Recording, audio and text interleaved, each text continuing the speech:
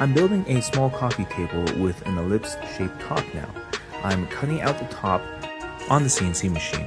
You can see that there's two patterns. I have the inside ellipse, which will be the core substrate for the table, and an outside ellipse-shaped ring that I'll use as a template for routing later.